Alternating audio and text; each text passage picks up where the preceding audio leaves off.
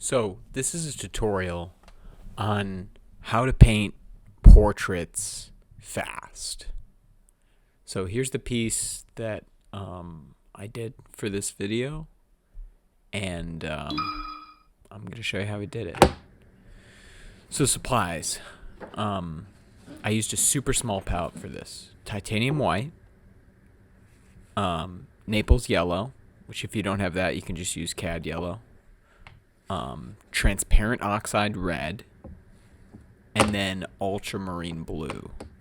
This is a super versatile palette, but it's super simple. Normally I use lead white, but if I'm trying to paint really fast, it's difficult to do that because you have to use so much lead white. I feel like most people are comfortable with titanium, so that'll be a simple one.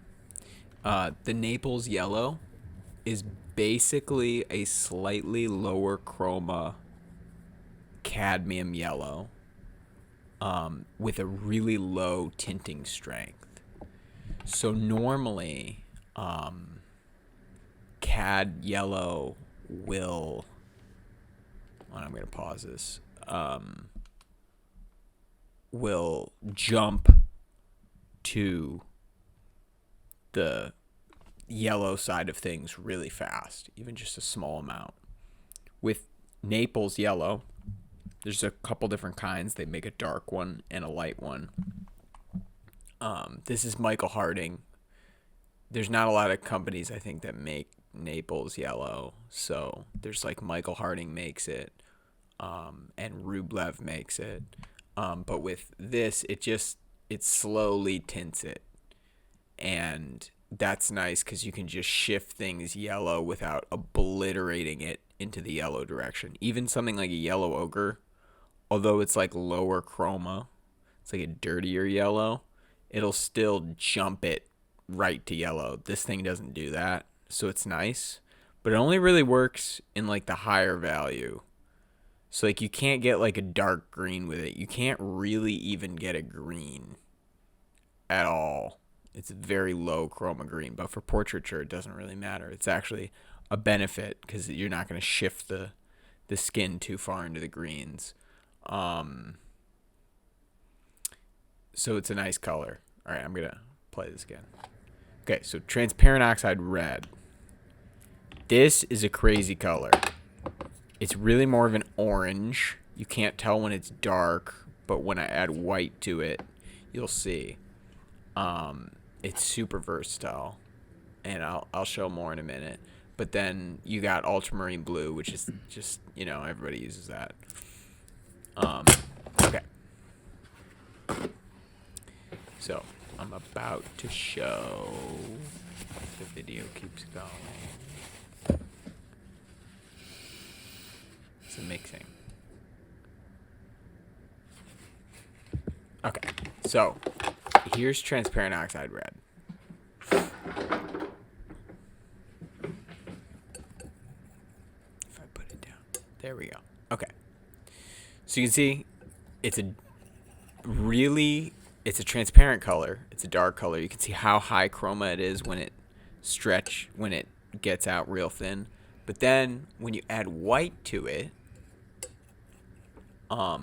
it has a really interesting range to it. It already starts to kind of look like a high chroma skin color just by adding white. But if you add blue to it, since orange is, well, it's kind of like a, I don't know, reddish orange, but since blue is the complement of orange, it desaturates it right away, which is really nice. So that's all you need for skin for this is just a blue. You put the blue in, the blue desaturates it, and you can desaturate it as much as you want. More blue, it'll go even lower chroma. Less blue, you can get higher chroma. And then you can see down in the darks, it makes really nice browns when you mix it with less white. You'll see down here the nice dark brown I get.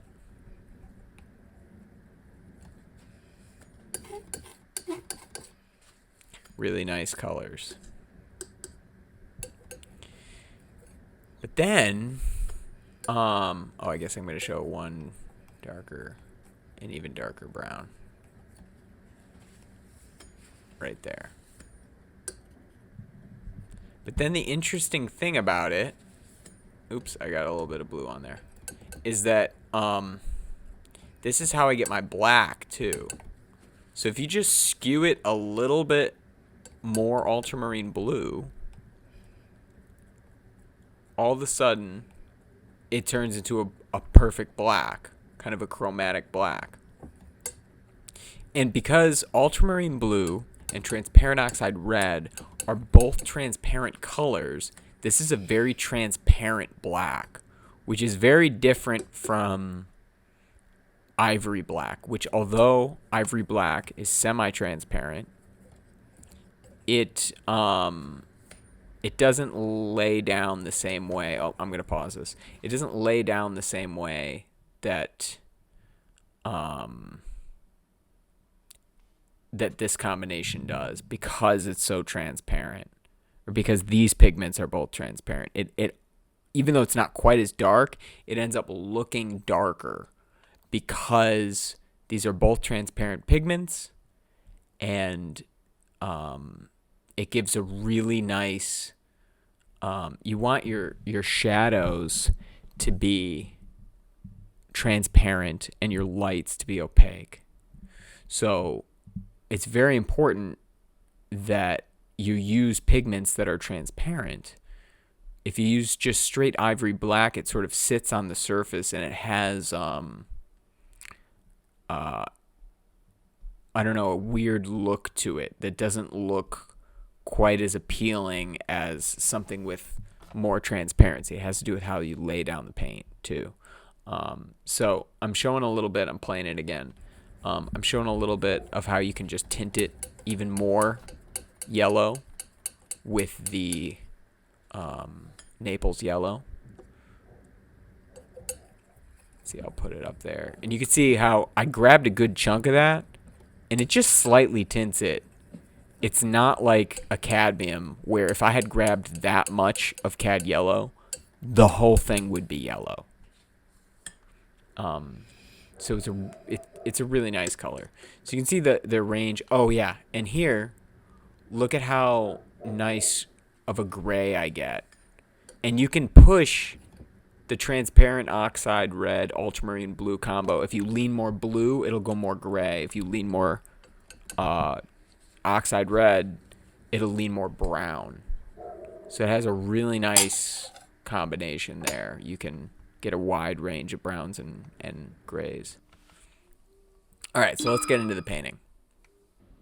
Okay, so the first thing I do is I start with just a sketch as I'm gonna pause it. Just a sketch in with lines, and I try and do this as quickly as I can with as little information as I can. I'm just going to indicate the axis of the head. So there's basically three things I'm looking for. I'm looking at the tilt from left to right. I'm looking at, so that's the center line of the face. That's that line down here. And the second thing is this axis. So you've got sort of this cross of the face. You can look either between the eyes, the pupils, or across the eyebrows to find that axis. And then the other thing I'm looking at is the relationship of the ear to the eyebrow, and that tells you like how the head is tilted this way.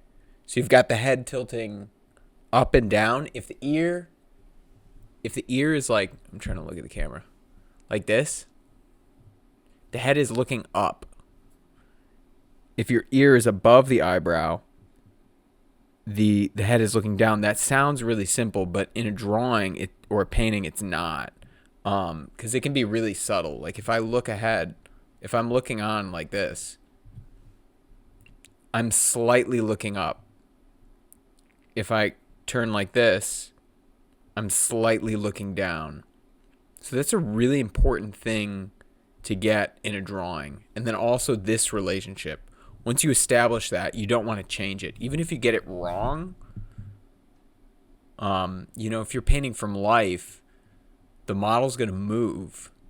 And so whatever you've established, you just want to stick with and keep it throughout the drawing, because otherwise it's going to look really weird. That's like one thing you don't want to change. I mean, if you do change it, you got to be really on it. So those are the three things I'm sort of marking down, and I'm not getting any more detailed than that with the drawing. I don't want to get caught up and draw too much. I want to really get in and just draw with paint as quickly as possible. If I have more time, a lot of times, most times probably, maybe 50-50, I'm drawing out everything before I paint. But for this, we're trying to go for speed.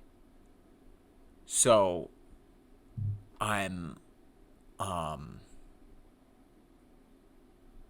trying to jump in with as little information as possible and being non-committed to anything. I want to be able to change stuff at this point, other than the axes, So then the other thing I'm establishing is just the relationship between the hair shape and the face shape. I want that sort of proportion planned out, and then a little bit of the neck and the body. So that's not a lot of information. But if you notice, when I put this down, I don't have to move it around very much. I kind of nail it right on that first shot, which is great. If you can do that. I have to move the forehead up a little bit or down a little bit. I can't remember.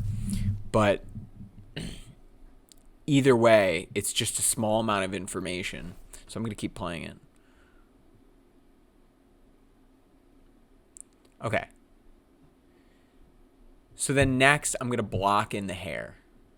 And this is, again, the combination of transparent red oxide and ultramarine blue, which creates those really nice browns. And then I'm going to block in the background. I think I dipped into like alizarin, crimson, or an Indian red, a more bluish red, to get just a slight purple there in the background. But that's the only time I used that color. I'm going to pause it.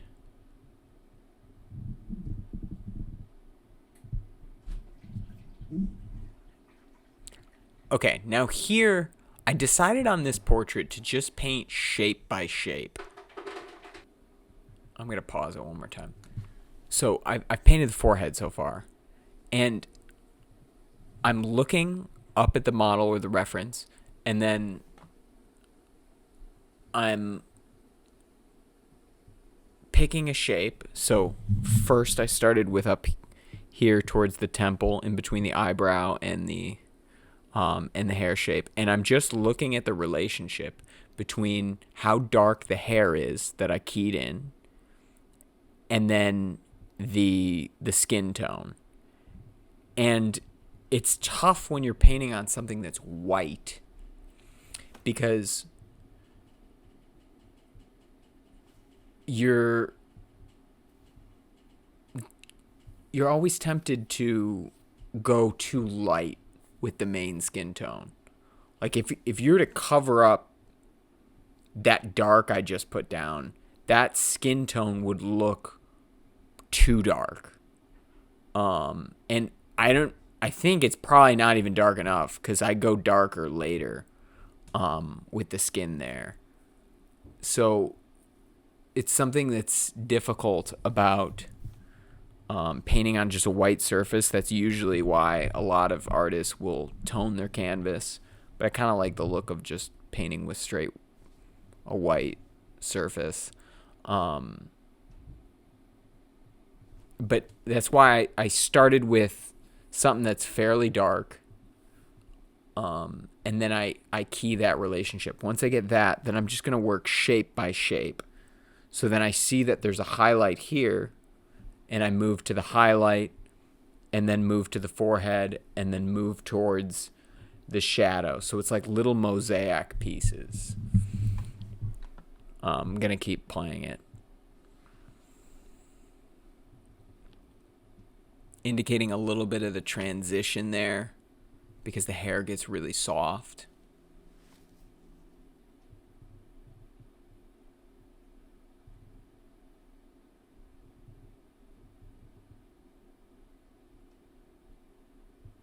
Okay, then I'm going to block in the eyes.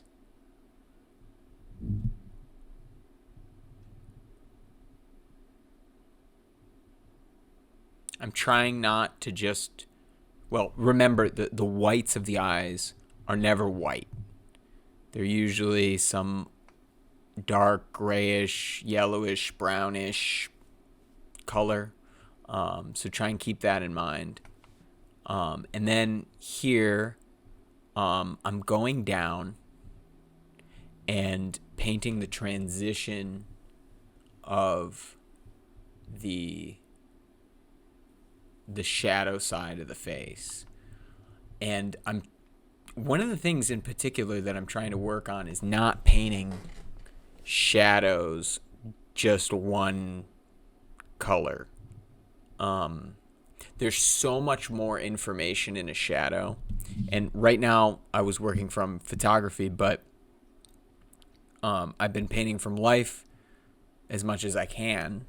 And one of the things you notice is how much more information is in the shadow. Because when a camera takes a picture, it's either focusing on the light and then the shadows get blown out, or it's focusing on the shadows and then the lights get blown out. You have to be a good photographer to be able to balance those and bring it.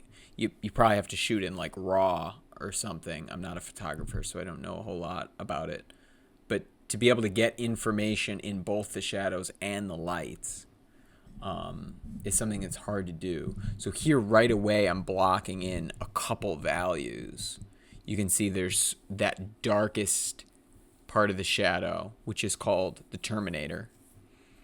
And then I'm adding in a little bit of a step as it brings towards the light. And then I'm adding a little bit of the reflected light along the edge as well. So I'm going to keep playing it.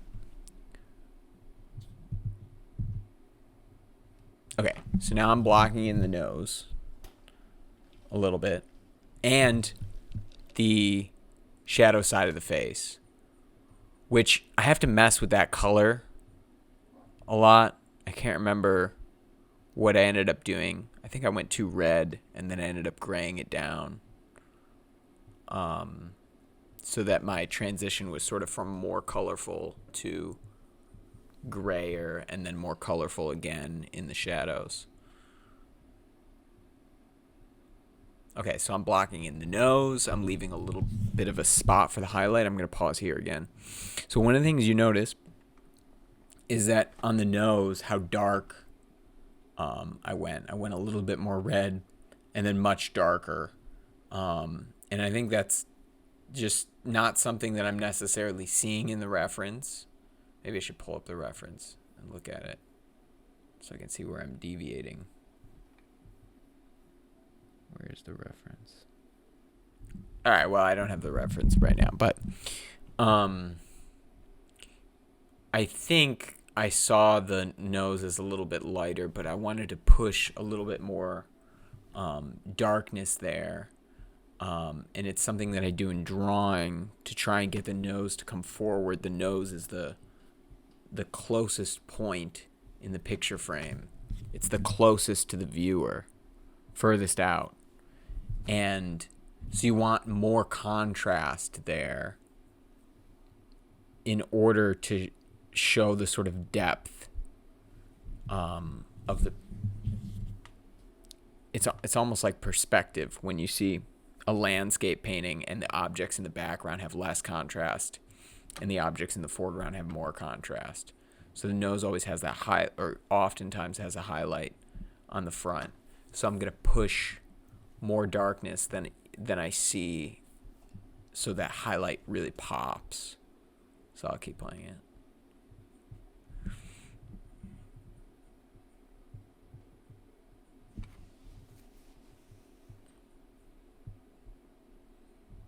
Okay, so I'm moving down the cheek.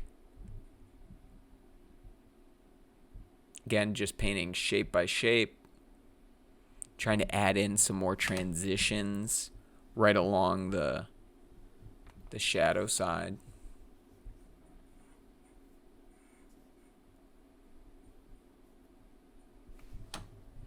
Adding in some planes on that light side of the face, her left side, our right side, so that you get that sort of stair step up to the highlight. You don't want to make the highlight too light, so you have to add darkness. You can either lighten the highlight or darken what's around it to get a highlight. So on the nose, that's what I did. I darkened around it to make the highlight brighter rather than just going straight white, which doesn't look particularly good. You can either darken what's around it or lighten it to get the exact same effect. Okay, so I'm painting in the ear a bit.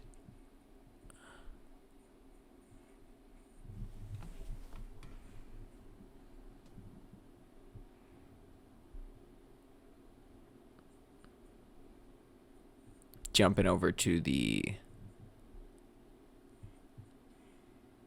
left side and sort of working the shadow shapes. Okay, now I'm blocking in some of the lips. I'm trying to go more red here in the lips and much more dark, and just trying to get a really beautiful shape. Again, thinking about the rolling of the lips. They're round, and I want to go from the darkest point where the lips meet and then gradually get lighter. You want this smooth transition from light to dark. You want to think about it like a sculpture where the lip, if I sort of turn to the side, where the lips sort of come out and then come in. And then you really want that transition from the lips to the philtrum to be soft. So eventually I sort of get a little bit more soft. And it's more of a color change, I think, that sort of makes the lips darker, although you could do it with value too. I don't know. It's an interesting balance between how hard and soft to make the lips.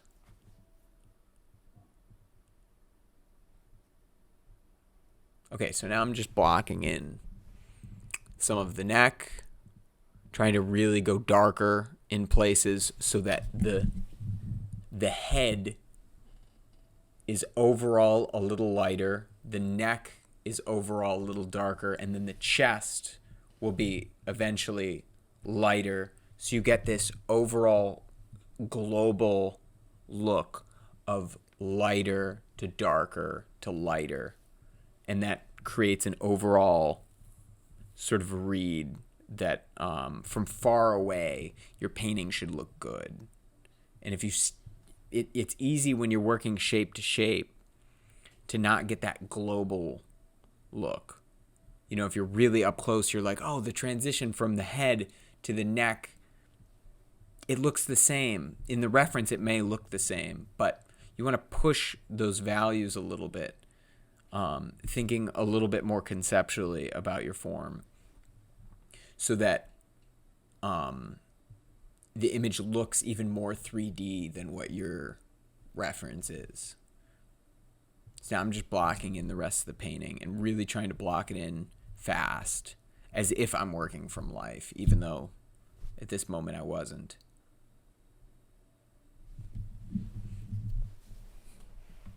Trying to paint with as big shapes as I can, not working down into the minutia, just trying to really keep the brushstrokes bigger down there so that there's less attention on it. I want the focal point to have the most amount of brushstrokes and everything else around it to be more blocky. And that way it sort of mimics how the human eye sees, where the thing in the center has the most focus, the most detail, and then everything else around sort of blurs a little bit. And you can do that in a painting by either switching your brush size, using a bigger brush, or just getting on the tip of the brush for the center part and really laying down big, juicy brush strokes to get larger, chunkier marks. And here I'm darkening on the left and the right side of the face again, because you can't really go full black with transparent oxide red and ultramarine blue on the first pass because it's so transparent. So you end up having to layer it, which ends up looking better. Rather than going straight to ivory black, if you sort of layer multiple layers, even in the same session, this is well, it's not quite alla prima. I did it over the course of a couple days, but more alla prima than a layered painting. But so if you layer a couple layers of transparent pigments on top of each other, it gets a more convincing look than if you were to just go straight black. And I think the relationship between the hair value and the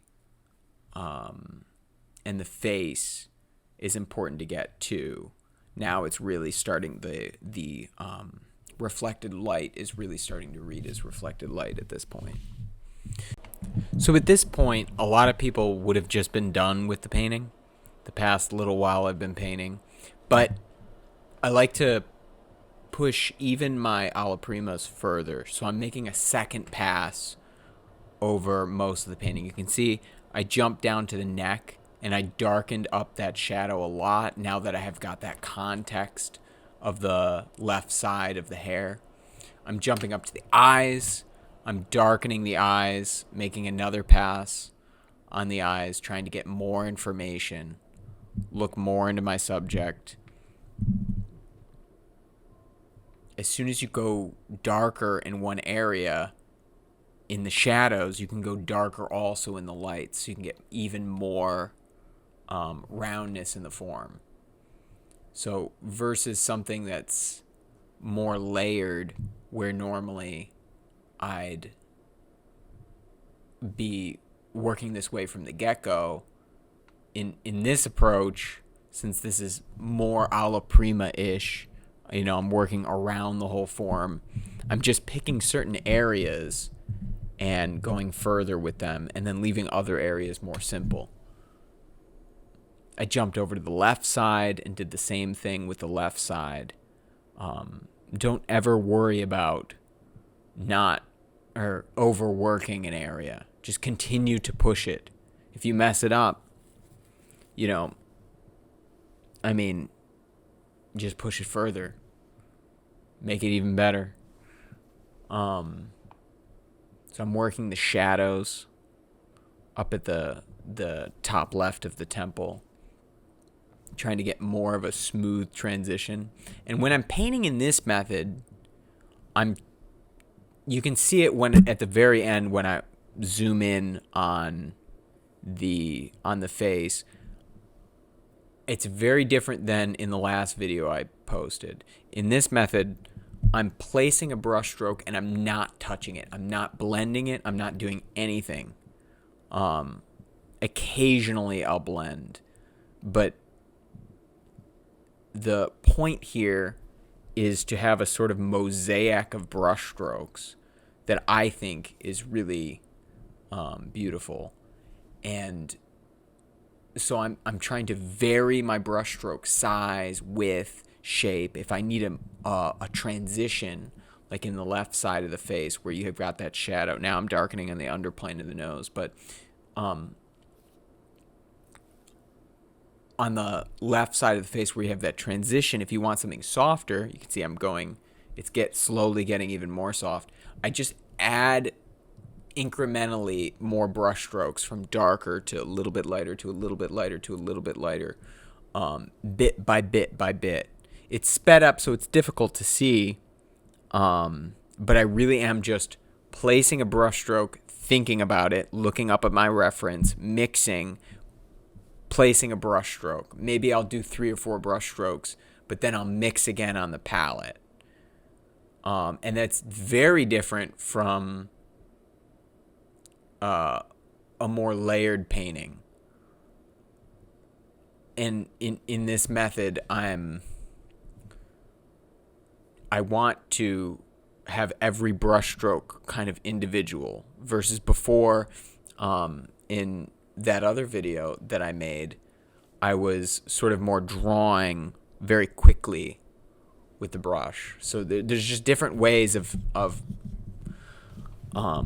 painting that give you a very different result. This is a totally different painting from the last video I posted, a very different method. So you can see on the nose, I'm going over and adding more and more darkness, more information. I'm rendering out my subject.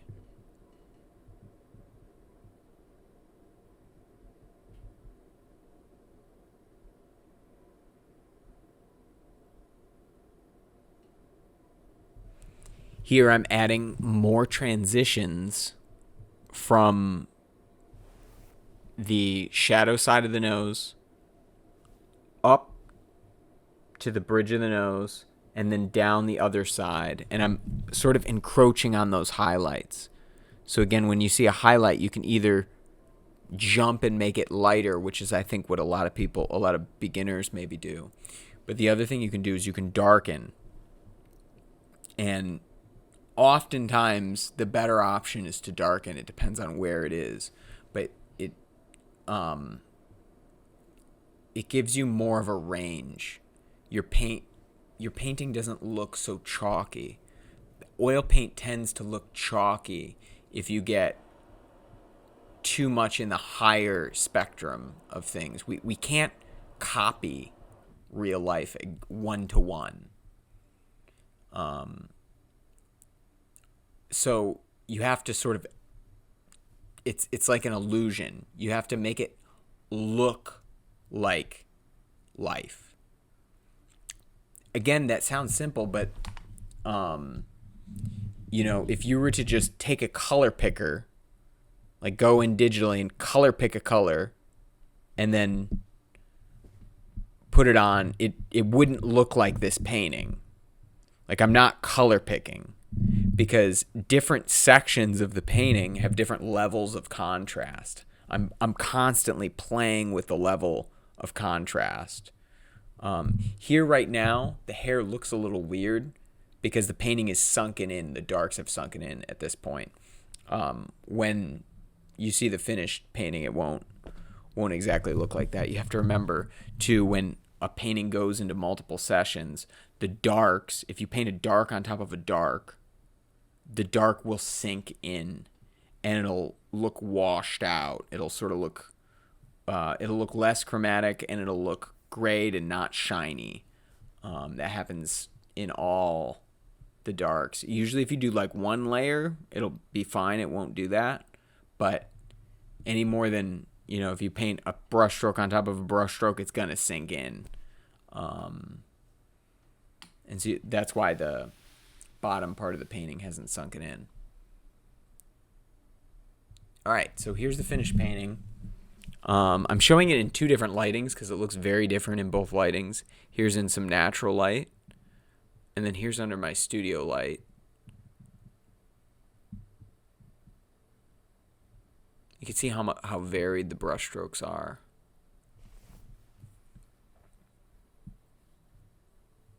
I like how it turned out. So, I hope you enjoyed this. Hope you learned something. Subscribe if you like the content. I'll be posting more videos shortly. And let me know in the comments if there's something that you want to see. You can check me out on Instagram at _AlexQuinn_ if you want to see more of my work.